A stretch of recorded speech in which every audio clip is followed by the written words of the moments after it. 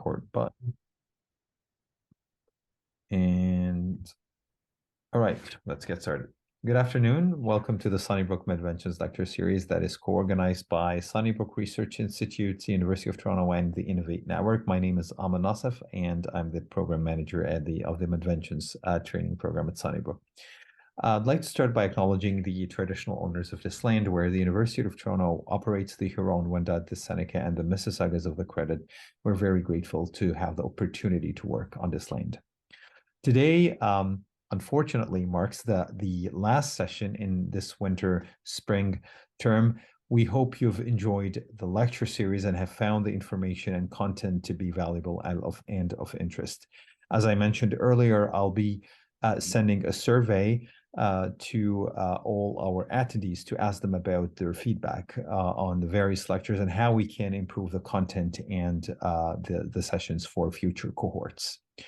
We're very delighted today to have William Jones, who has delivered many seminars and workshops for Medventions and have made significant contributions to the training program a few years back at Sunnybrook. And today he is back to share some of the key learning insights and knowledge on the process of developing sales and distribution strategy.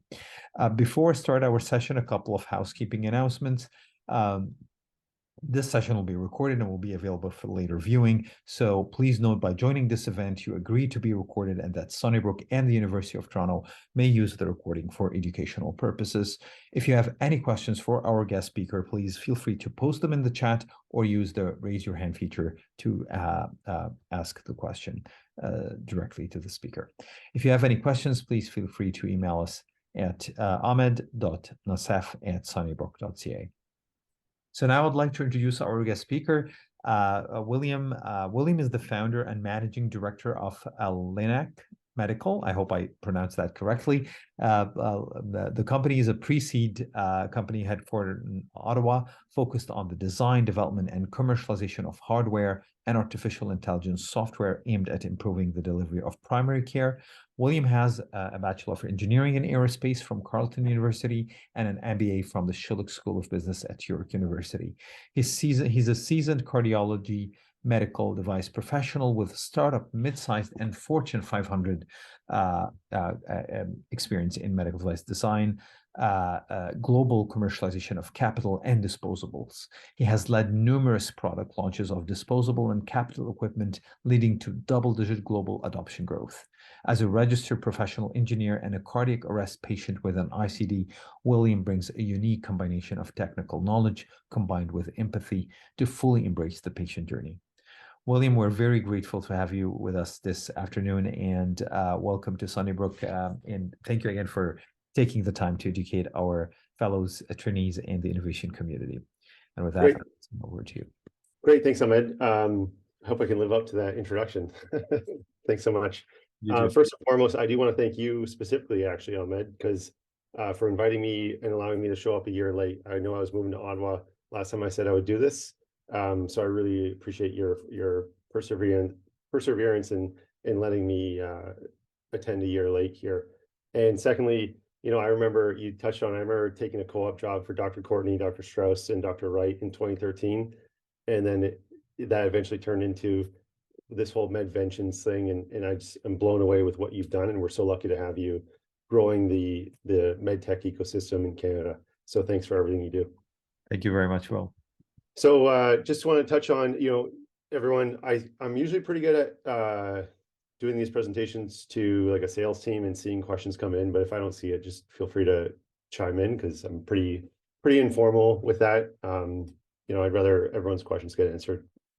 We're going to talk about sales and distribution strategy in MedTech. One thing that's really tough, I find, with these things is I don't know what people want to learn about and all that. So I just put a bunch of thoughts down. I don't normally give this specific talk, so this I put together, and hopefully it touches on some of the topics that you're interested in. Quick intro to me. So as Ahmed mentioned in his intro there, I do have an ICD, had a cardiac arrest when I was 17, unexplained, and the teacher knew CPR in high school. So and then they shocked me a few times with a defibrillator. So I have the Medtronic Chrome inside me right now. It's device number 3. These are devices that have a lead that goes into the right atrium, and it senses if it needs to shock you or pace you as well.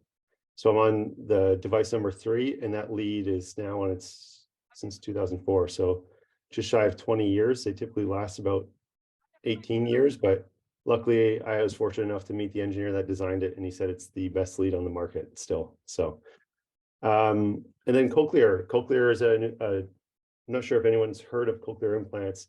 My world was opened up to it in 2018 when my daughter was diagnosed as profoundly deaf in both ears.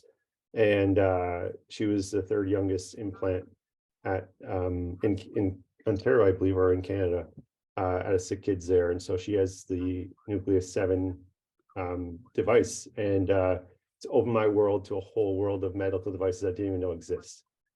Cochlear is a $1 billion company that, again, I didn't know it existed. So it's just amazing to see that, just how big this industry is. And then on the right side, these are the various companies I've worked at or went to school at or volunteered at. So a lot of my experiences in prototype engineering, sales and marketing, med device, got the patient experience on both of those other devices, and then volunteering experience with Heart and Stroke, Pathways Education, and CMV Canada. And then spare time, just, reading clinical and engineering papers, because there's a lot out there you can learn for free. There's books and cycling that I do, and that's about it for me. Let's talk about sales. So sales in 2023 and beyond. I think the most important thing I want to talk about or highlight today is that at the root of today's topic, there's 2 key points. So sales is about supporting the staff to treat the patient. At the end of the day, that's what you're doing when you're executing your sales. If you're in the room, that's what you need to do. And that doesn't always mean that your device is the best one for that patient. And so there's been many instances where we've had reps either call me or whatnot, and we're talking about things, and it's like, you know what, maybe it doesn't make sense to try this brand new device on this patient because they're quite frail and different conditions. And it just makes sense to go with what the physician's comfortable with. And you miss out on that revenue per se, right? But that's what's more important is about supporting the staff to treat the patient. And sometimes that's even happened with competitor devices where we've even, rare, but you do that at times where it just makes sense to treat the patient and not yourself. And then sales will always be about relationships in the lab. So it's not about touch points, conversion ratios, product features, technology, tracking, all this stuff. End of the day, it's relationships. Cochlear is the number one in hearing technology because they've really established very strong relationships with their physicians, their KOLs. And then Biosense Webster, another one in the cardiac space, of a subsidiary of J&J, that for the ablation space, EPs, they've just really entrenched themselves as strong relationships with those physicians and a strong ecosystem with those physicians. So, no matter what you come out with a new device, even though it might be more clinically efficacious, you still got to overcome these hurdles of relationships. And so I just want to highlight these 2 key points as we're going through all the rest of today's topic. So let's talk about 3. I'm going to divide the presentation up into 3 key areas. So there's the develop strategy for sales and distribution, executing the strategy and some of the things to think about there, and then how to track metrics or how to sort of set things up to make sure you're tracking the right things. And again, this is not the be all end all of what you need to do for sales and distribution, but at least it's a starting point for you on your journey. And I'm going to gear it more towards people that are younger companies or startups, or maybe you're a product manager at a bigger company, but some of these things still apply. But really looking more towards younger companies that are growing at various stages. So first and foremost is know your stuff. So you got to develop, you got to know your markets, your customer, product, competition, education, and modality. So how are you going to educate your users? How are you going to educate the peripheral people that interact with your device, whether it's nurses, support staff, et cetera? What's the field operation plan and what's the headquarter operation plan? a lot of sales, you think it's all out there in the field, but the more touch points you have with salespeople in the field, the more your headquarter team is going to be relied on to deliver different things. Then that delays your second product or your future product development. So you got to have some consideration of how you're going to protect different groups within the headquarters. Know your markets. Again, I just threw these slides together pretty quick, so there's a lot of words, but I'll try to make it as interactive as possible. Please come on and ask questions as you see fit. But for our markets geography, I think everyone's going to look at US first, and if we're in Canada, you're going to want to sell to your own market as well to help fundraise as well. So North America is typically where you focus. But then, if you're in the heart space, Japan is a huge market. But you're not necessarily going to go direct there because you have language barriers. You have quite a few relationship barriers, et cetera, right? So these are the types of things that you need to think about as you go through your plan development. And so you sort of start with top geographies that you want to go to. What are the market sizes of those therapies that you're sort of targeting? What are the language requirements? Not so much from a quality perspective and IFU perspective and all this instructions for use perspective, but more about doing business. And just because they speak English per se doesn't mean you know how things operate. So for example, I know it's not Medtech, but look at all the American companies that try and start up business in Canada and then they fail. We do have a slightly different culture here. So culture is really important as well. A lot of the countries in Europe, their physicians will speak English. However, you still have quite a bit of a hurdle to overcome some of the European markets. Reimbursement will make a big difference on how you approach it. So, when I was at Baylis, reimbursement in Japan was really good for the RF needle. And that just really accelerated sales, right? So these are the kinds of things that you need specialists on your team or consultants that can help guide your reimbursement strategy, that can help guide that early on in your product development to see, hey, if you actually included this, this little widget or that little feature, you actually might classify as this reimbursement line, which then makes it more profitable and more likely you're going to get used in that market. So that's an important part. Regulatory, I'm sure there's many talks on Medventions about regulatory, but obviously that's an important part of it. The channel investments, how much you're going to have to invest to get your name out there and known and all that, right? So you have to think about that. And then the competition, is it owned by your main competitor? Is it 100% owned? Is it, 2 or 3 big companies that are playing against each other? Then you might have a chance getting in there. So on the right side of the screen, you'll see key activities. I just threw some ideas of where you might get some of this information from. So I like when I attend talks and I hear a lot of good ideas, but I'm sort of like, okay, where do I get this information or how do I go about it? So I thought I'd throw some things here. Market reports are key. And that's tough to come across if you're a startup. So I know I've been in companies where we've actually reached out to other companies in a similar space and asked for, did they pay for the report? Can we have a copy of it? In a friendly way where we find a way to balance some kind of barter system or a payment system that's not exorbitant. Advisory board members. So this is why you have people on your advisory board, because they give you this insight. Ex-colleagues, important to when, if you leave a company, to try and leave on good terms because it's a small industry. But also you might get a lot of insight from people, and even if they end up at different markets, and then next thing you know, you're in that market as well. And you sort of like, oh, I haven't talked to Phil in a while. He's at this company. I'm going to ask him, like, has he ever come across this company or how are they selling or et cetera. So always keep those connections strong and those relationships strong while you work there and as you leave. Annual reports, you'll see a lot of stuff in annual reports of the bigger companies, especially in the discussion and analysis sections. You can get a sense of what their strategy is there, especially with who they're purchasing in terms of companies. Industry news, you can always check out what's going on there. Again, I know the cardiology space. I don't know other spaces nearly as well, but for example, cardiology has the DAIC, and I forget the fellow who runs it. I see a picture of his face right now. I think his last name's Dakin, if I'm not mistaken. But that has a lot of great industry news there that you can sort of learn what everyone's doing in both clinical and industry.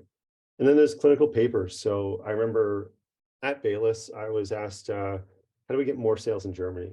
Like, what are we going to do? And so let's put a plan together. And I don't know anything about the German market. So what I did first was I pulled together clinical paper, which did a review, a 5-year review every 5 years. And there's actually 2 of them during my tenure that I was there. So there's a 2013-ish paper and a 2018 paper, and it talks all about EP, electrophysiology, interventional cardiology, what procedures, how many operators per hospital, all this stuff. And so you learn a ton in clinical papers. And if you're not lucky enough to get that paper, then that type of paper where it's a review paper of that procedure, you'll be able to get that sometimes in the background or intro section of any paper within the scope of that procedure. So you can learn a lot from a market intelligence perspective from clinical papers. Know your customer. So I gotta get going quick here if I'm gonna get through all these slides. So know your customer. There's education background, and I see is there a question coming up?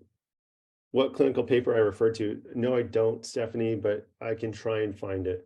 I might still have it on my personal computer, or I can sort of piece together some thoughts of how I'll search for it and get it to you.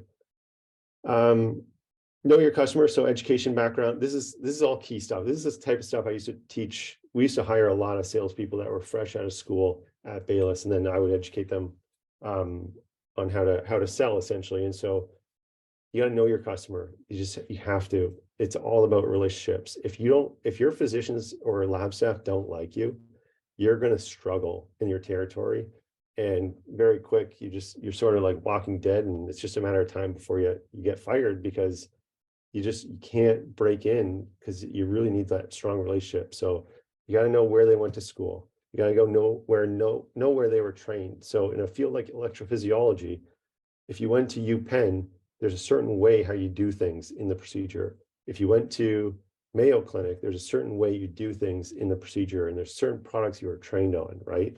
So it's sort of like schools of thought within the field. And I'm going to guess that that's very similar across any procedure out there in different markets as well. So it's important to know where they went to school and where they did their fellowship. Demographics, age, gender, all that stuff really does matter as well. Clinical publications. Before you walk into any hospital, you can know more about the physician if they publish. You can know more about their workflow, what products they use, et cetera, because they're writing about it. They're writing about the products they use. And when you go in there and you say, Dr. Nassef, I noticed that you use this catheter in this publication, and you had these benefits with it. Have you ever experienced this? Now your conversation is 10 times deeper. You've shown interest in them already. And so they're going to be more willing to speak with you than if you say, hey, my name's Will. I'm here to talk to you about this new gadget, right? Physician friends at conferences. Who are they often around? This is the kind of stuff that if you go to conferences, you're expected to pick up. Who are the ones talking to each other sort of and spending time together? Academic, private health systems, et cetera. Where are they currently practicing? You need to know that, because that's really going to drive their thought process. If they're at a private clinic and they're doing these procedures, cost is probably important, but at the same time, if we can get them a device that costs more, but they can probably fit another patient in, and it makes it more economical in the long run, then that's the way that you look at it. So really important to know what's driving them. And often what's really interesting to us in Canada that we aren't as privy to of how the US works, but a lot of these physicians work in many hospitals and even across different systems in some cases. So your territory rep really needs to know where that physician's operating. We've had many physicians that use our devices at one hospital, but they don't at another because they couldn't get it past the purchasing committee, et cetera, because it was just a different way of operating. Are they early stage, mid stage, or late stage in their career? If they're late stage, very likely to adopt new technology. But there are some anomalies out there. I've been out of the cardiology space for 2 months, and I already forgot his name. But there's one out of Texas that is probably known as the one that uses the most new devices, and he's the oldest. So you never know. Global KOL, national KOL, regional KOL, all of these things are important. Key opinion leader.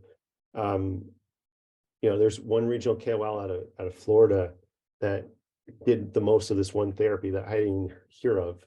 And when he was almost a little offended that he didn't get to use the device when we first came to launch, right? So these are the kinds of things that you just rely on your sales team to know.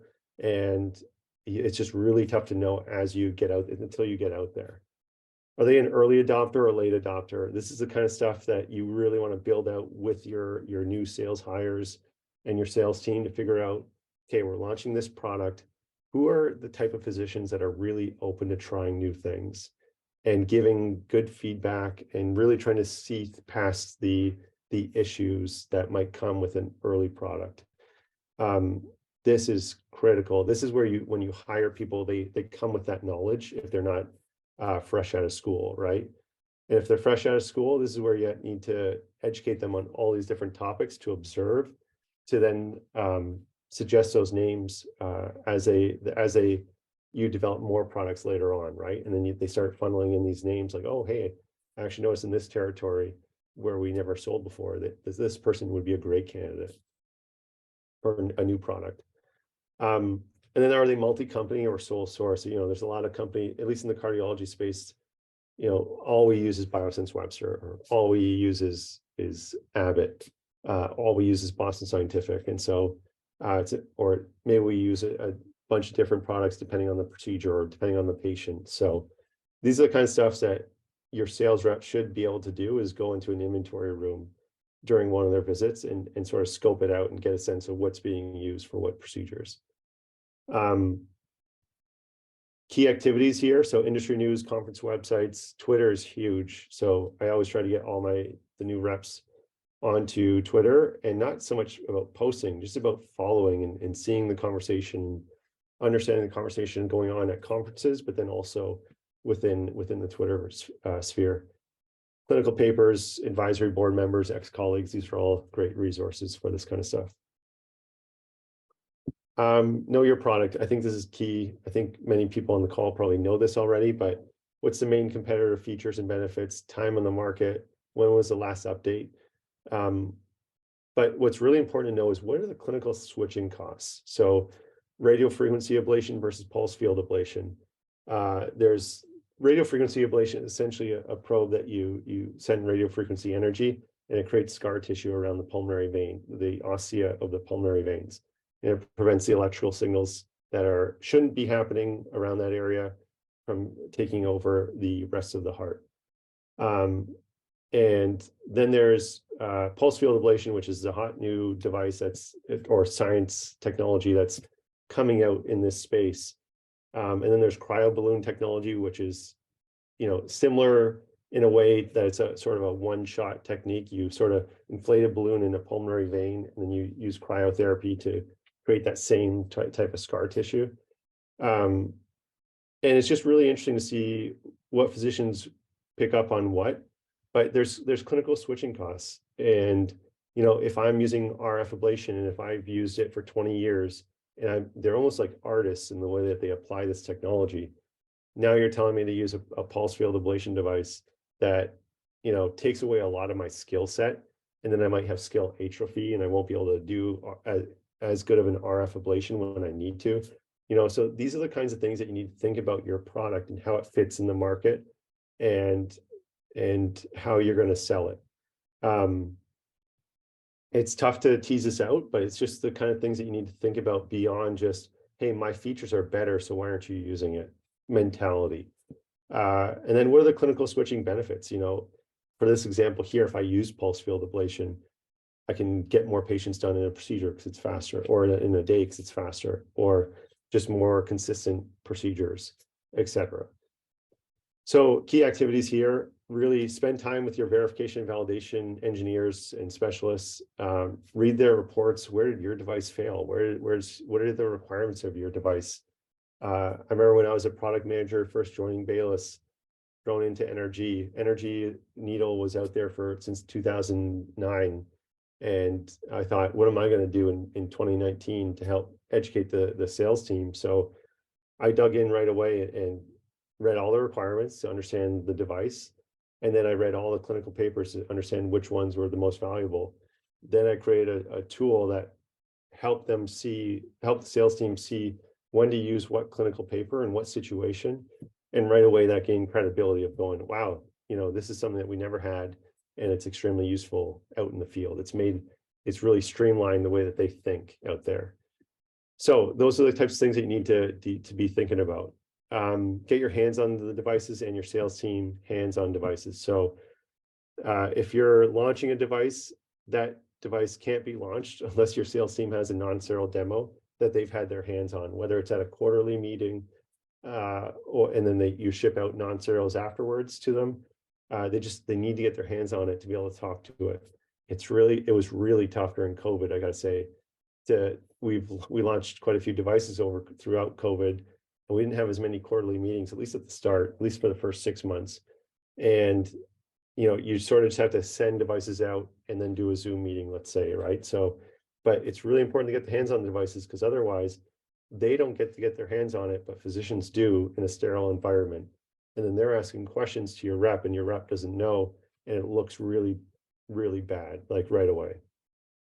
So important to get the hands-on devices. Major account sales strategy, I'll talk about that at a later slide, but that's a solid book for any med device or even technology if you end up in any technology company.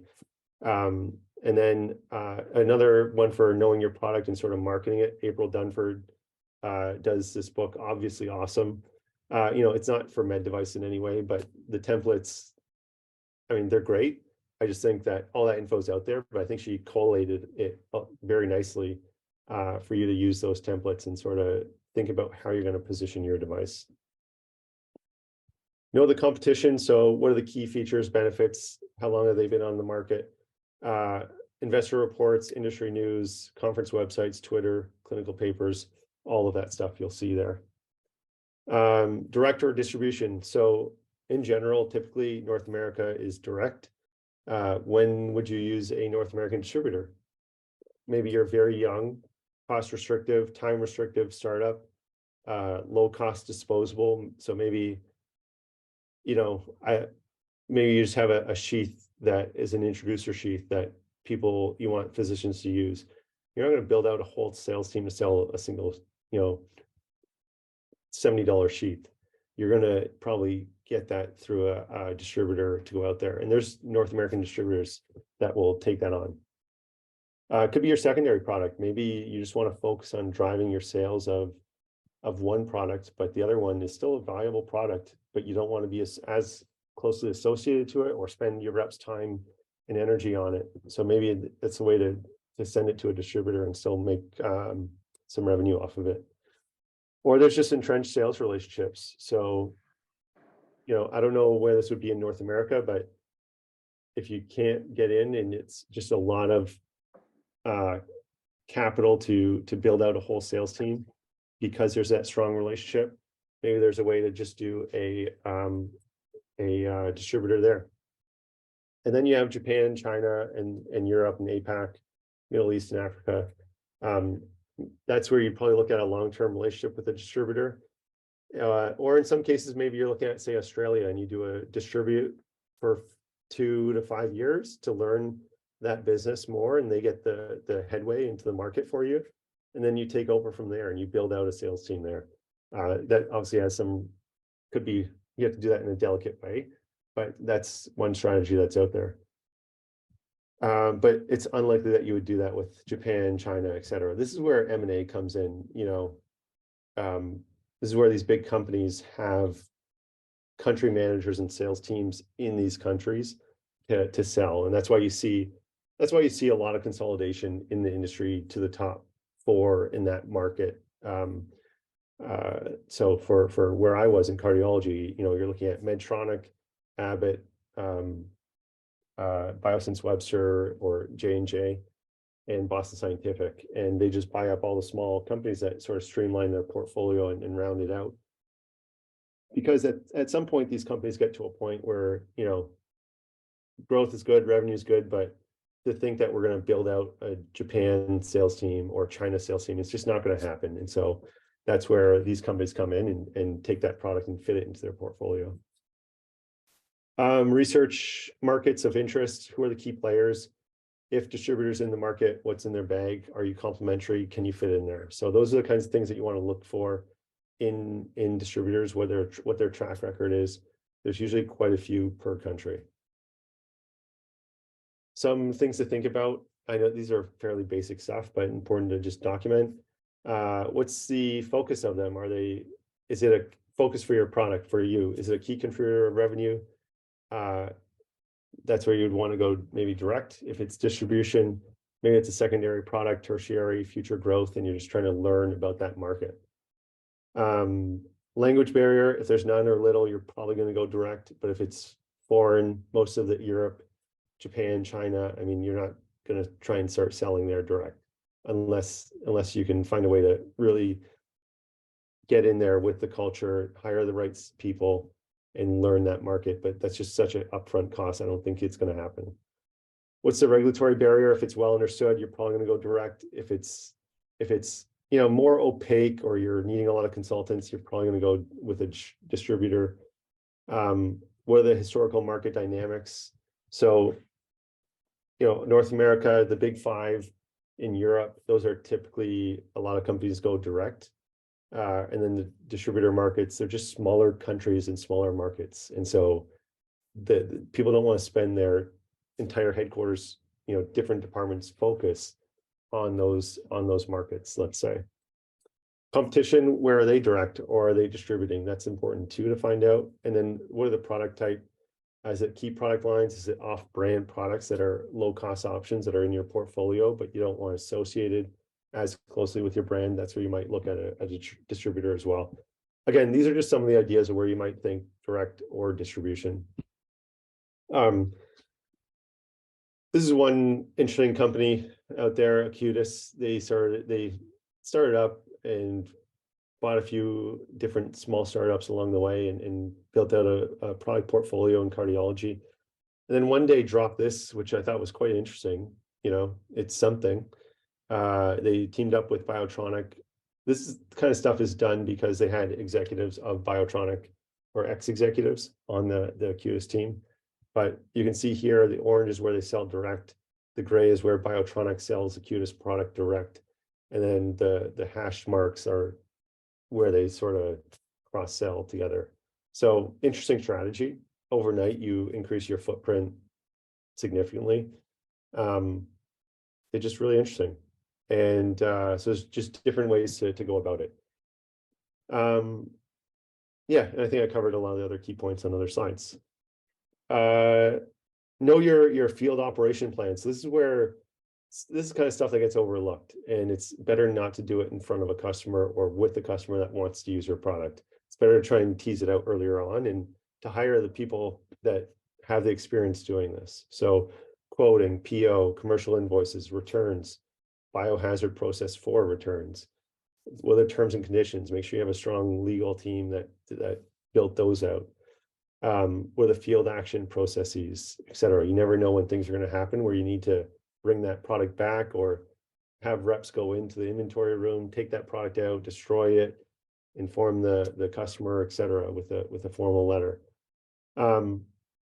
Shipping and receiving is something that's often overlooked, but so critical. So is it a single distribution center? Are you setting one up in the US? Are you doing a multi-center at some of the key regions or key clusters of where you might have a lot of customers? Would that help? If you had multi, would that help fulfillment a lot more? I saw the quick question here, the PO and T's and C's. Sorry, I tried to reduce all jargon, but I missed these two. Purchase order is the one document, and then terms and conditions. So terms and conditions are every hospital will have terms and conditions on doing sales with you. Some you'll be able to give your terms and conditions and get a lot from that. And others will go, these are our terms and conditions, comply or you're too bad, don't do business here. So just they can cover everything. And I'm not an expert in that area. I just know about them. But indemnification, just all of these things. If your product has data, how is the data managed, who owns the data, all that stuff is all in there. What's the minimum cost to build a sales team versus distribution for an early startup? Great question. Maybe I'll get to that as we go on. I'll cover some topics there. Distributor though, is it US based? So I remember working at one company where we had so many headaches crossing product over the border, and it just delayed getting product to cases. And then another company where we had it just over the border in a US site, where it just made everything so much easier because all the products there, then you turn the key to launch and everything goes from there. Europe was always fun too, especially when Brexit was being talked about. So there's a UK logistics company distribution center, and then there was forget where it was. I think it was in Norway, if I'm not mistaken. But so just having, then you have all this inventory everywhere, right? So, and that matters of how does that affect the rest of your processes as well. So there's a lot of thought that goes into this, and I'm not saying that you're going to get it right away, or you're going to spend all this time perfecting a great plan and then go operate. A lot of the stuff just sort of gets developed as you go, and then you clean it up as you go as well. Who pays for shipping? That's really important. Is it the customer? You can make some good money off shipping when the customer pays for it. Quality and feedback processes. So you need to build that out. And I'm not going to go deep into that because that's where other talks on Medventions have covered that. Post-market surveillance is just something newer to the industry. I always found it can be sort of a drag to do some of these activities that really, it's not selling and it just eats up your time. But I think what's really important I want to highlight here is try and find ways to tweak those to, you have to do them. They're very important. So get them done. But is there a way to use them to your benefit? So I would always throw in new hires to the post-market surveillance reports or readings alongside me. So that way they'd get a sense of a summary of the entire product. And so I thought it was a great onboarding tool for new hires, and I always got great feedback from people that joined. So just try and find ways to take maybe some of the, I'm trying to say it in a nice way here, some of the more onerous stuff that you sort of take away from what you're trying to do, but use it in ways that guide you for what you need to do out there. So what's your structure? Typically, you're going to have a VP of global sales, and the distributors lead into them, most likely. Country managers, you likely will have those in direct markets. Regional managers, depending, you don't see that often in Canada, but sometimes you do. West Coast, East Coast, Central. Clinical and sales or sales only. So in Canada, it really depends on the therapy, but for us, we had at Bayless, we had just sales in Canada that also do a lot of what clinicals do in the US. And so in the US, we had both teams, and the sales could be more for just getting new business, et cetera, et cetera. Clinical can be more about supporting existing business and then farming within the account to drive more adoption of your product within that account beyond just one or two physicians to other groups, other areas of the hospital where your devices can be used, or other physicians in the practice. So this is going to be different in each geography, but this is the kind of stuff that you need to sort of think through. And again, a lot of what I'm saying is sort of depending on your stage, don't spend all your time just like planning. You need to sort of do a little bit of this thought, but start just putting things into action and iterate as you go. So know your field operation plan. Is the MVP ready to go to the market? So the minimum viable product, you have all the regulatory clearance that you need, et cetera. Hire a VP of sales. Usually you're going to bring in someone with experience who can provide that needed strategy that you need. Identify top 3 core territories. usually the ones with high hospital density or early adopters, and then hire sales and likely a clinical in that territory as well.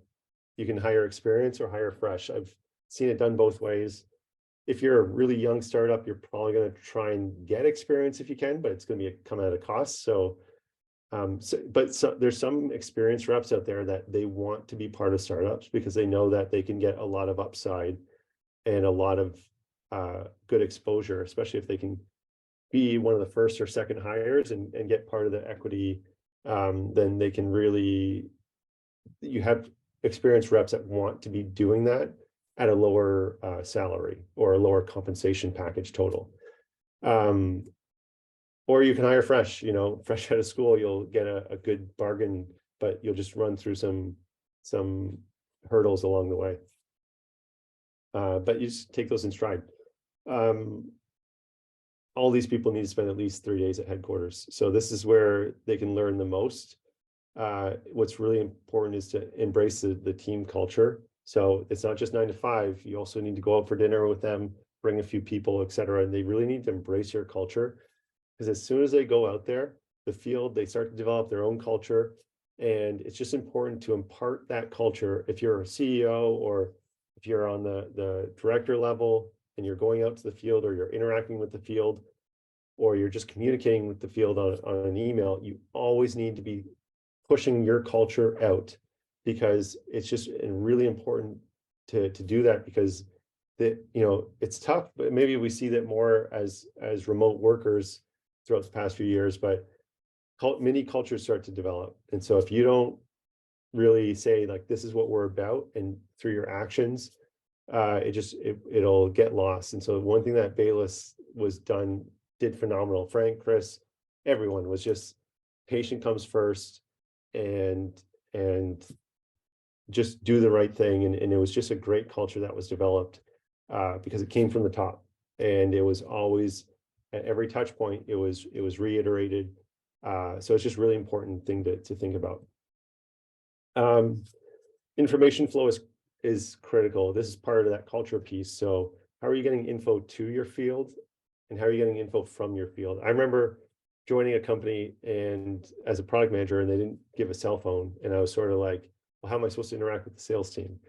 And I had to fight my way to get given a cell phone, because none of them care about Zoom. They care about text, they care about WhatsApp and phone calls. I think if at this day and age, if you can pick up the phone, you'll succeed more than your peers any day, because a lot of people just don't. But a lot of times reps are just driving and they need, they'd rather talk. And how are you getting info from the field? So there's informal methods, so phone calls, quarterly regional meetings, ad hoc field visits, etc. Or there's the formal method, so S&OP, sort of the supply and operations planning, monthly process, which we'll touch on later, feedback, formal feedback forms, weekly calls, ad boards, etc. Like how, there's different ways you can get input from your field. Product managers play a key role, education teammates, clinical education, clinical affairs, scientific affairs, medical affairs. They all have different names, every company, but they also play a very important role. How does the sales strategy differ approaching physicians versus direct end user? I'm not sure what direct end user, if you want to throw in an example there, patients. Oh, I get it. Okay. That's a great question. I've only been selling direct to physicians, but you also had to educate nurses and support staff. So we would often spend time and money to do in-servicing of the team. So hospitals are always trying to find ways to educate their staff. It helps with retention, it helps with growing your staff, et cetera. So they love when companies do education events, and so that's one way you can do that. And in terms of direct end user patients, it's really important to know that patients are there for their life and their procedure. And if you're going to go direct to patients, probably the best example is what Boston Scientific did with Watchman.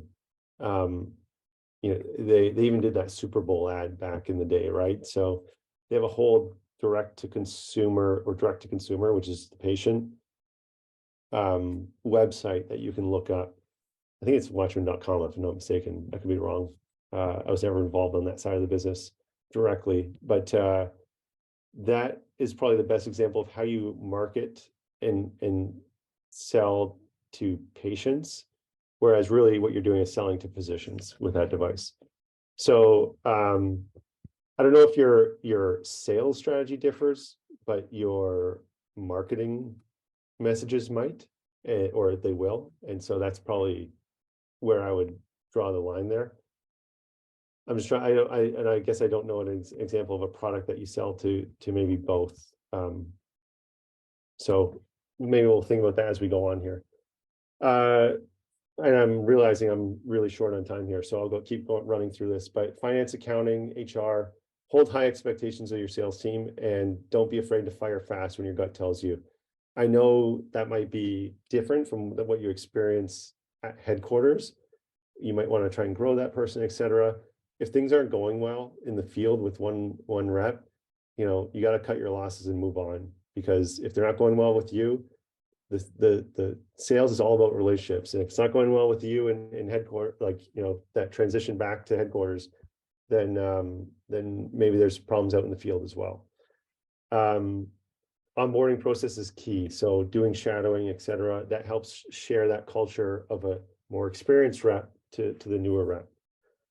Health and retirement benefits. I know this sounds silly, but that's kind of stuff that a Canadian startup doesn't realize when you go to hire US sales reps, is that they need a health plan as well. And they have different retirement benefits than we do. So these are the stuff that, I'm not saying I know about them, but I know that this can hold up people in hiring people, great talent. So you got to get a consultant on to help you with that. And I'm sure it's not too complicated, but it's just something to think about. S&OP, so that's just really about how much are we building and sending to sterilization to release? How much are we forecasted for the month? And then how much is in inventory? This can just grind a company to a halt if you don't do this very successfully. And I say that with experience, in a negative way. So market intel, assess monthly actuals, sales against plan, drive insights from all members of the team, sales, marketing, etc., and adapt. It's critical to prevent inventory. If you don't do this well, you're going to build up so much inventory that people are going to wonder why you spent so much money on all this inventory and tied up all of your capital in inventory that, some issue could happen, then you got to recall it, or could all just be scrapped for whatever field action reason, or you just the market shifts and now you need to go to your other product, and then you have all this inventory that you just have to find a way to get rid of. Or the other way is you don't build enough and you go on back order, and that can be extremely painful as well. So ways to make this the most efficient for your business is to reduce the number of SKUs. Really do your marketing team has to do their due diligence to figure out what SKUs are going to be the most important sellers. And it can be tough. Maybe you narrow it down to 3. Maybe you come out with a 4th one after you get enough physician feedback that you should, or patient feedback or whatever, that you need a 4th or a 5th, right? Starting with less can be often better than starting with 120. If you're starting out, keep it simple. I think I have a slide later on, but SKU, each SKU in the rows, the month, and then under that month, what's the build number, what's the forecast number, and then what's the inventory number? That's not actual sales. Sorry, I misput that. But what's the inventory number? And so months that pass, that forecast turns to actual sales. And then months forward are obviously the forecasts. And then adjust from there. So usually the first 3 to 6 months are locked, and then you can adjust future months based on how things are progressing. If you're at a later stage company, this is where you hire talent, because I've seen really strong people in this overhaul an SOP program and just knock it out of the park. So talent is key. Go to market plan. There's tons of stuff out there. But if you're starting out, I just want to give you a quick thought on what I would do is At a minimum, you need to give the sales team these things: 30-second track talk, 3-minute track talk, 30-minute, and they need to practice this. And the 30-minute often comes with a presentation as well, that they can run a physician through. It's a sit-down meeting. They need a brochure, which is essentially a leave behind. It has some specs, some benefits on there, how they can contact you. Non-sterile demo product. This is probably the most key. I've done some launches where that's all we had was a non-sterile demo product, and good reps can manage with that. Customer target. So usually developed by the product manager with input from sales, but really important to make sure you think about the people that have been really helpful in your development, particularly physicians. Make sure they get an early look at your device that goes to market. Otherwise, you'll easily offend them. Price lists and associated legal documents are also important. If you're more established, you're going to add in things like physician podium template decks that have nice sort of product imagery of your products. They're just plain white decks like this that just have all the assets that a physician would need to do a podium talk. And then it comes off as looking better rather than them like taking pictures of their product on their own, etc. Value committee decks. So these value committees are different stakeholders in a hospital that evaluate bringing new product in. So you might get to a stage where you need these decks, PowerPoints, which are pretty bare bones, but they just sort of highlight your products and the value. The clinical development plan, you'll start to build out more robust things like that, etc. So what's really important with all of this go-to-market plan is all the things that you do create. So the 30-second talk tracks, all that's probably a Word document, right? So you have Word documents, you have the brochure, you have the non-sterile product, which is physical. Customer target list is going to be digital. Price list, legal docs, 510(k) letter. All that stuff needs to go in a folder where a rep can easily get to it and utilize it. If you make it tough for the rep, you're going to really slow down your sales cycle.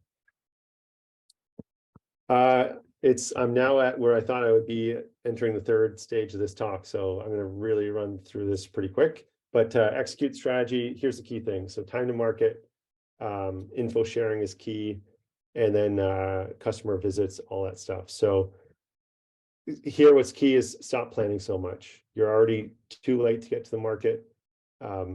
As a leader, as a product manager, as an engineer, what can you do to ensure you're going to get to market 10% faster? So 50% faster, if I said that, you're probably cutting some kind of quality stuff and you shouldn't do that. Maintain that patient first focus, but I've been in many places where there's just wasted meetings, useless analysis. Customers will always give you a better analysis than any engineer or post-clearance validation study. You'll get a better sense of what, hey, maybe that was the right way to do it, etc. So the faster you get to market, the better. And doing all that stuff in the pre-launch and all that stuff is really important. But I remember launching a product out to like an early look at it, and a customer said it was fine. And then 6 months later, they go, I don't like this at all for this reason. And I'm like, well, you're the one that told us that it was fine. So it's really tough and nebulous, but there's just some times where you'll see, if we sit on this product any longer, we're going to miss the window to launch it. And if we keep doing that analysis, it's really going to slow things down. It's not going to further adoption. It's going to hinder it. So you'll just sort of know through experience when to cut some of the waste and just get to market. Engineering leaders and sales leaders. So engineering leaders are usually hired within because you know the technology very well, etc. Sales leaders are typically, you're going to bring them in, but what's really important, there are three key things. They're going to bring their own culture, habits, communication, values, and it's not going to match your environment exactly, which sometimes it's good because you need to bring more of a commercial focus to a technical team. And sometimes it's bad because it can just be different. So you got, as a leader, you need to find a way to bridge that to your company. And with that sales leader, set expectations, but also with your company as well as they integrate. They know how to work the system because that's how you succeed in large orgs. Let me tell you, with some of these large orgs, that's all it is. It's networking and politics and knowing how you succeed. So it may look very political in your small company, and just know that they come with this sort of thinking. So you need to sort of have your own safeguards of thinking of how they're going to work. And then there's a lot of knowledge and experience that you don't have. So make sure you set the bar high for excellence. You know, you're hiring this really expensive sales leader. They better deliver, and they're goal oriented. So really push them and set those goals. Key boots on the ground hires. You know, all the slides up here quick. I won't read every point, but I think I covered a lot of this already.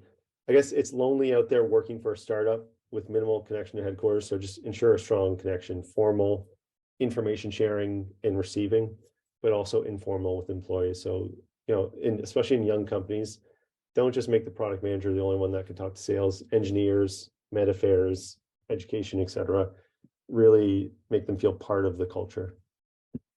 Share the wins. So formally, do that formally, whether it's through intranet sites, physical board, if you're an on-site company, develop guidelines for best practice for social posts, because you're going to want to do stuff publicly as well. So what's really important that I learned is it's almost not always for customers. It's almost never for customers. It's actually for industry to see. So, you know, if I'm a complimentary product, I might go, oh, did you guys see this product? Have you tried it, etc.? Maybe it will help I saw they released a publication, it helped our therapy. Maybe we should try it here as well, you know? So really helps build your brand as well as educate customers on your product. Share the wins. Continuing this topic is product managers should always return from conferences with a debrief. Whether it's a presentation or a short Word doc, they should do a lunch and learn with your staff, etc. Production staff too. You got to really do this to engage your staff and engage, especially the production staff who's putting widgets together day after day after day. When they see what they're doing, how it affects the real world out there, they just get so much more engaged and they bring that energy to the company. Clinical affairs should be returning with a debrief on all the relevant clinical talks and clinical procedures and advancements, etc. And then you sort of watch to see who's listening and engaging in that kind of stuff within your company.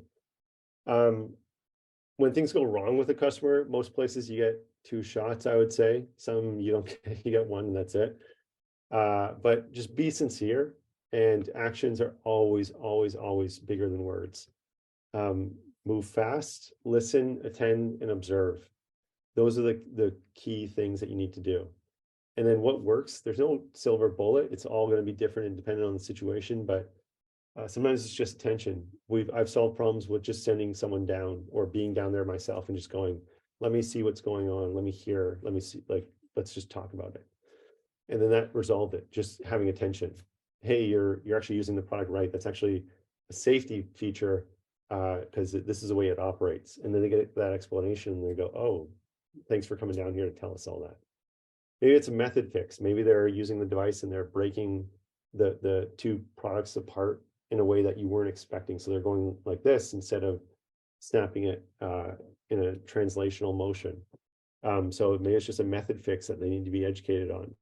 Or maybe it's a product fix. Maybe there's a legitimate concern and you thank them and, you know, let's work on it and get back to them with the new fix that can really win over the customer again. And then sometimes you're just going to ignore, whether it's product misuse, it's just the personality, that's just how they are. So there's just different ways you can sort of go about it. Protect leadership. It's not often best to send in a CEO to help there. Just it exposes them and you just don't want that. And activities can get lost. So make sure there's just reporting in place and it's iterated to make sure you understand what's going on. So the key point here is if there's an issue with one customer, an issue with another customer with the product, you need to start bringing your leadership team into an all hands deck meeting and seeing how things are progressing to fix the issue with bi-weekly touch points. So that's what that point is. Derailing headquarters, I've seen this too, is 2 things that can really derail because sales people are very loud when there's an issue. The feedback process, need to respect it, but you got to understand people are going to use your product in very different ways. And if you have an IFU and if you have built it to be robust, if they're not using it correctly, they're not using it correctly. And that's sort of not on you because they're not using it correctly. But don't hold any one physician's input or user's input as the golden ticket of like, hey, we need to fix this. Because if you do that, you're going to be fixing 1,000 things and you're going to come out with this Frankenstein device at one point. Because they rarely ever agree or align. You're sort of going to get a good product manager that can sort of tease out what makes the most sense, and good engineers that can really see what makes the most sense as well in the product based on user feedback. Engineers time and process to manage it. So how are you going to manage anytime you bring an engineer to a high profile customer, which can be very valuable, they're not developing the next feature or the next product. So you just got to think about how you're going to manage their time or track that they're going out to the field to do that maybe once per quarter, et cetera. So just those are the two things I would just say to consider is don't let your team get bogged down by feedback too much. It's still important. You need to address it in a quality manner, but make sure you respect the feedback process and respect engineers' time. Leadership visits. So critical for all members of your leadership team to get out in the field in front of customers. It helps when you hire in that external VP sales. They understand how bare you can feel in front of customers. A lot of us forget when we were working at headquarters, just like, if your product's not perfect or there's this little feature that's missing, these people hear it every day. And so sometimes going out there, you can be like, oh, wow, those 10 meetings we had about those feature sets, we really need to think about that feature because I keep hearing about it when I go out in the field. And having the CEO and even possibly the CTO involved in early sales really helps because the passion is deep. And then it also helps earn the respect of future sales hires as well. Customer visits. So make sure there's a regular cadence of headquarter visits to the field.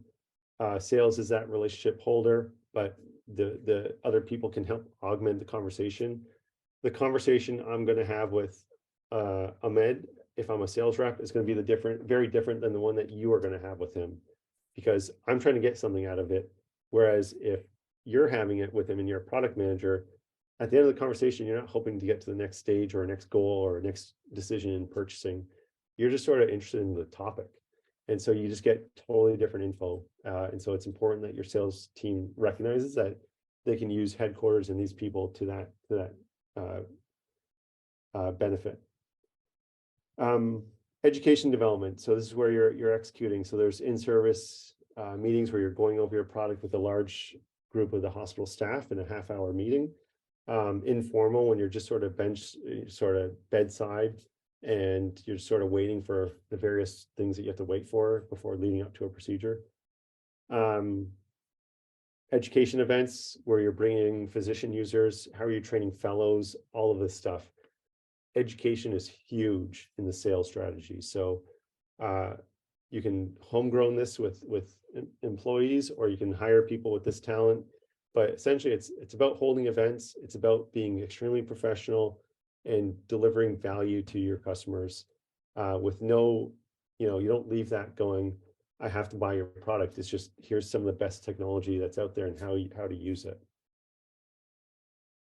Next slide is this extra insight here. So these are the two books that have really driven my knowledge of sales in medtech, and I think across all companies I've worked at. And it was humbling going to Boston Scientific and seeing that they also use spin selling. So what I realized when we got bought by Boston Scientific is a lot of what we did at Bayless was like top of the line stuff.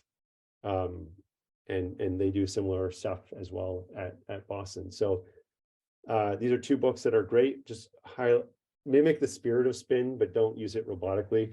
It just helps sort of level set your sales team.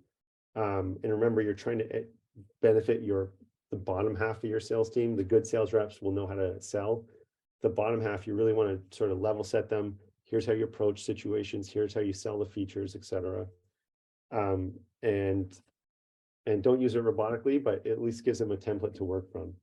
So major account sales strategy, this is the summary of the book essentially, is there's a buyer circle, recognition of needs, evaluation of options, resolution of concerns, decision. You go through the same thing as a buyer of a car, of a phone, of everything. And so everyone at an account like a hospital, from the clinical manager, the lab manager, the nursing staff, the lead physician, the other physicians, the fellows, they're all at different stages of the buyer circle. So you got to think about who's the power player, and it talks about how to recognize that. What stage of it is every person of the account at? What strategies and tools are available to leverage each stage to move them to the next stage? You know, all of these things you need to think about, and this book is just phenomenal to help guide you there. Then spin selling. So this is what you want to develop 5 to 10 of these for your product. So what's the situation? So what's the problem? What's the implication? And what's the need? So I did this very quickly this morning on sort of what we would do at Baylis, for example. So crossing from the right atrium to the left atrium with a needle. So how are you currently crossing the septum with, you know, the situation? What are you doing when the mechanical needle has issues piercing the septum? You have to push harder. When you push harder, it often goes up. So how does a higher crossing position affect the therapy delivery? Because now you're at a different location crossing the septum. Well, would you benefit in a therapy? Would your therapy benefit if you had a reliable crossing every time? So this is the kind of stuff that you need to develop for your products, and at least 5 to 10 will be helpful for your sales team. And then training and upkeep. So quarterly meetings, there's 3 things. I put 4 things here, but there's 4 things: building culture, building alignment, building best practice, and info sharing. So quarterly sales meetings, this is where your product managers are going with this kind of stuff, the spin stuff, to help, you know, even if you don't have a new product, you know, Jason, how are you selling this product? Your sales are really good. What are some of the techniques you use? And have the sales teams educate the other regions on how they sell, because all of the way you build people up, you'll be able to sell more across the country. And they should be at every meeting, the product managers, educating the team and also receiving info to bring back to headquarters as well. And then we're going to get into track progress. And I'm sorry, guys, I apologize. We are closing up on my presentation here, so we'll get through it. There's annual activities, quarterly, monthly, bi-weekly, and weekly. It's really important that you don't adopt like this like super onerous processes that I'm going to highlight here verbatim if you're doing a startup, and don't adopt the big 4 companies that in your industry and how they operate and think about, oh, we got to do that too. You sort of build it up as you go. There's sort of some key ones, but then you sort of build it up as you go and go from there. At the end of the day, you have the executive, which essentially, I'm going to say it's the president and the vice president of finance, and they have capital needs, right? So how many people we need to hire next year? What are the building costs? What are the production and equipment costs, et cetera? Then you have sales, and they need to hit a certain target. And every time they go % above that target, they typically get more money. So they want to try and keep that top line revenue dollar as low as possible, but still growing. And then that way they can overshoot it. Marketing is trying to get good margins and then also hit a higher revenue year over year.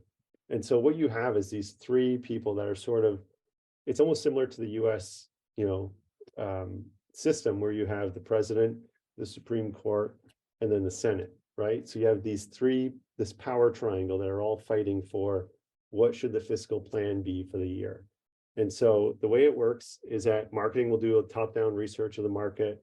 They'll do a bottom-up approach of what were sales last year, if it's available, if you're not a new company, but maybe you've been on the market for a year. So, you know, they're saying the market's going to be $100 million next year in these reports. We've sold 5 million. You're not going to suddenly sell 50 million next year. So that's where you sort of marry the top line, top down approach to the bottom up to see what makes sense. Marketing meets with sales. They sort of fight over the number to see what makes sense. And then they present it to the executive team and they go, wow, we need 40 million. You guys are only saying we're going to hit 30 million.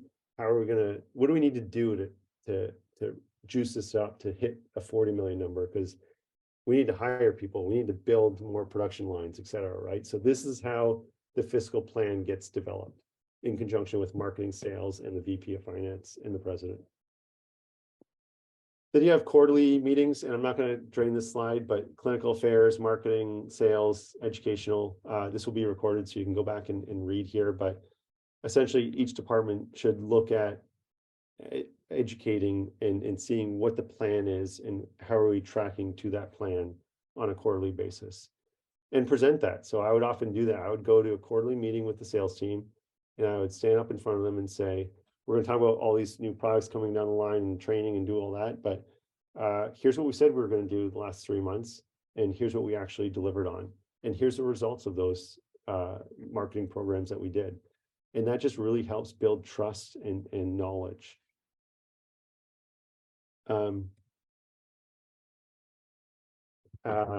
The monthly, so sales results and S&OP. So sales results, you're going to get that for actual versus forecast. And then what do you need to do differently to make sure you're hitting forecasts?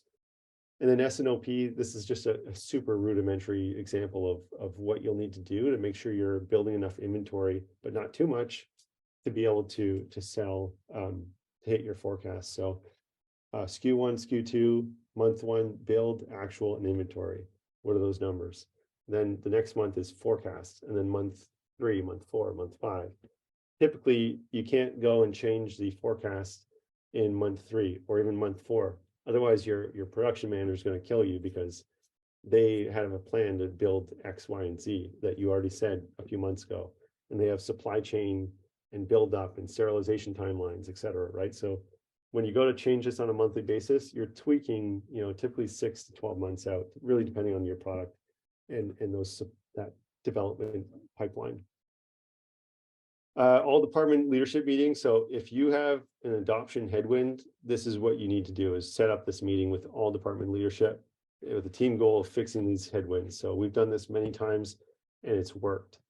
And you track actions, you follow up, and sometimes you don't make decisions. Engineers like to fix things, but sometimes you don't need to fix something. Or maybe it'll just get fixed with something else that's in the pipeline, and you just need to accept that and not do a quick fix that's really costly. But this is where your VP of marketing should lead this. And if you don't have one, your president should lead this. Weekly, here's our gap to plan for the quarter. What's our territory plan to close that gap? Where are the headwinds? This is extremely tactical. This is your sales team, et cetera, that are doing this. And just most strategy talk for that level of sales team is left for the quarterly plan or even the half year plan. We did this in H1. Now we need to fill the gap to hit H2 and hit the overall year number. So what are we going to do? And that's more on strategy and sharing that at a meeting. Whereas weekly, going in and out, you're looking at tactics. What do you need to do? More clinical bodies here. We need to do an education program here because we need to develop that customer to get a sale. So your VP of sales hire should know how to set these up, operate, and then train others to do it. But the weekly is really pure, you get real tactical. And then putting it all together. So just a summary slide. I know there's a lot of information there. I'm a bit over time. I apologize about that. But you can see here, there's the develop, the execute, the track, and then I just threw in some of my comments on the absolute critical things you should do for each of those. And with that, any questions? Well, thank you very much for such a great presentation. Very comprehensive, very insightful. As always, a lot of key insights and foods for thought for formulating your sales and distribution strategy. And please do not apologize. We should thank you for actually taking all that time to go through all of the information. Very, very well presented. I think we have a question in the chat. Yeah, there's a question there from Zaya. Minimum cost to build a sales team versus distribution for early startup with only one product. It really depends on your product. Depends on your product, but you could just hire, instead of hiring a VP of sales, if you really want to go grassroots. For example, I wasn't there, but I actually think Bayless did that. Is they had a lot of young people that just developed into salespeople, and they grew that way, right? So they didn't hire a VP of sales right from the get-go. So you can do it that way and grow that way. There's no rule stopping you from doing that. You just might learn things as you go more than if you hired someone with a lot of experience, like if that makes sense. but minimum cost, I mean, someone fresh out of school trying to do sales in the US, I don't know offhand, but I'm going to say you're going to need 40 grand to pay them like a base salary, then some kind of compensation on top of that to top them out to, if it's a brand new out of school person, they're probably going to want somewhere in the 75 to 85 total comp in terms of commissions or bonuses, et cetera. And then they also have healthcare costs that you typically are going to have to also provide. And then all the expenses that go with sales. So hospitals are, not all hospitals have parking fees, which is something I learned as I traveled all around the States. But there's, meal expenses, just all these things. And that really depends on who you hire and how cheap they are and what culture you drive. There's some salespeople that will drain your bank account, and there's some that will not, because they'll recognize they're part of a startup.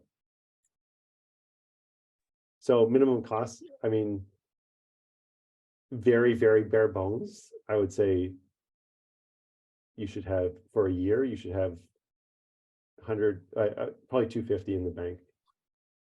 Yeah, thanks, Willem. Yeah, this is Daya. I just want to have a follow-up question. Like, just with a one, early startup with one product, is it really worth to build a sales team versus, just go through distribution, or we can do mixed?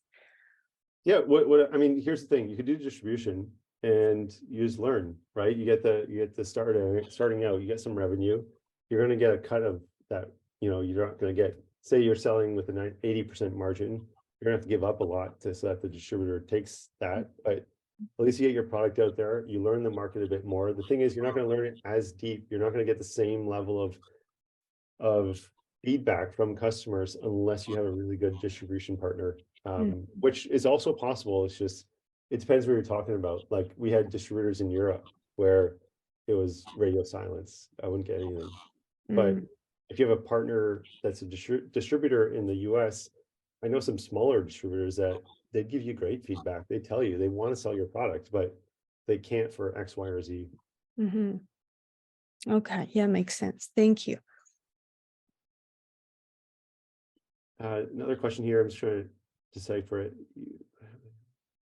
If you are a very young startup in a just for the recording, if you're a very young startup in a fairly niche market with lots of connections with potential purchasers who have expressed interest in your product, do you think it's fine to sell direct when you're just getting started? Yeah, I mean, I don't know. I personally just lean towards selling direct from you get the best bang for your buck.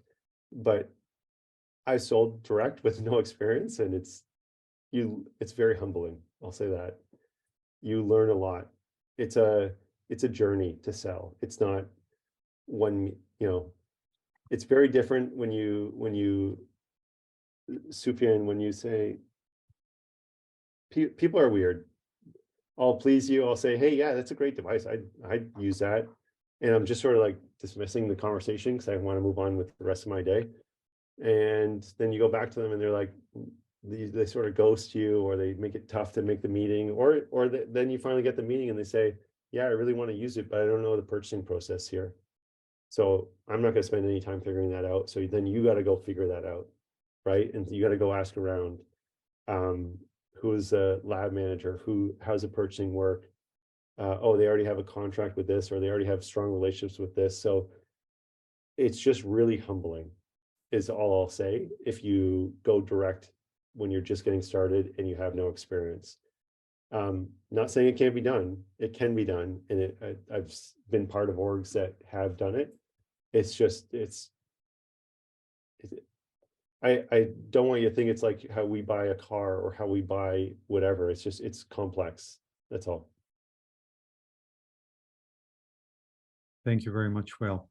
I have a quick question, and I'm sorry, you've stayed for such a long time after a lot of time, but from a startup perspective, how different it is to develop a sales strategy for selling in Canada versus the US. I know you've touched upon some of that throughout your presentation, but I'm just wondering again, for someone who just started a company and, you know, maybe have a product, how different will the strategy and the sales model be depending on whether he's starting like focused on selling in Canada versus in the US? Yeah, in Canada, I think there's a lot of great programs now that help adopt, and I don't know them offhand. Ahmed, you probably know them better than I do, but there's a lot of great programs out there Yeah. that will help facilitate these early adopter sales. Yeah. It's tough though in Canada. I think, you know, if I started my own company, Canada is a focus, but not the focus because the US is the bigger market, but you still want to sell in your home country. To me, it's hiring experience. I mean, it's a small market. There's a lot of people in Canada. I mean, Canada in general, in any industry, except for like maybe banking and mining, is essentially a branch plant economy. So we have a lot of sales and marketing people that have always wanted to work at like a new startup or a new company that's actually developed headquarters here. And I think you'll see there's a lot of experienced people that are willing to take some kind of cut in some way to come work with you, and they have all those relationships, which will help. It's tougher. It's just tougher in Canada because the volume is not there and the contracts are all locked up. It's just tougher. It's not doable. It's just tougher. That's all. Whereas in the States, it's like not easy, but it's significantly easier because you're dealing with, I mean, since the Affordable Care Act came in, there's a lot more delivery networks that consolidated a lot of hospitals and made it, I guess, more similar to Canada in a way that they try and squeeze all costs down and do things as efficiently as possible. But, you know, if I'm launching a new product in a hospital, it'd be tough to go to Canada. I gotta be honest, but there are programs that will help that, I think. But I'd probably, if I were in that position, I'd probably hire someone who knows Canada and has the relationships. And I think that would really expedite your Canadian sales. And even if it's a consultant, even if you hire them as a consultant, right, not as a full-time employee, I think that'd probably be the best. And it's you're buying the relationship. There's RFPs and stuff, and that can help. I've been part of an RFP process where we won 90% of that province, and that is a lot of overhead to put together, you know. So if you're a one-stop shop, you can do it. It's a lot to put together. Just all the collateral that's needed, all the answers that are needed to be answered, et cetera. And just the trust and establishment of your company. You know, Canadians are very conservative from that regard. So I think you have some headwinds. But then in the US, you know, the West Coast typically is quite price conscious, actually. They're innovative, but there's a couple delivery networks that own the entire coast. And then there's, you know, so it's just interesting. There's pockets where you can win. Yeah. That was very informative. Thank you very much. I hope I'm saying like still selling Canada, but yeah, just tough. That's all. Thank you very much. Thank you very much again, Will. And Great. yeah, thank you very much, everyone. I think we should end the session. It's almost 6 o'clock. So thank you again, Will, for being our guest speaker this evening. And we look forward to hosting you in future sessions. Thanks again, everyone, for joining. We hope you've enjoyed the lecture series this year, and we will be in touch very shortly with a survey to gather your feedback on the content and how we can improve the sessions. Thanks again, and have a good night. Awesome. Thank you. Bye-bye.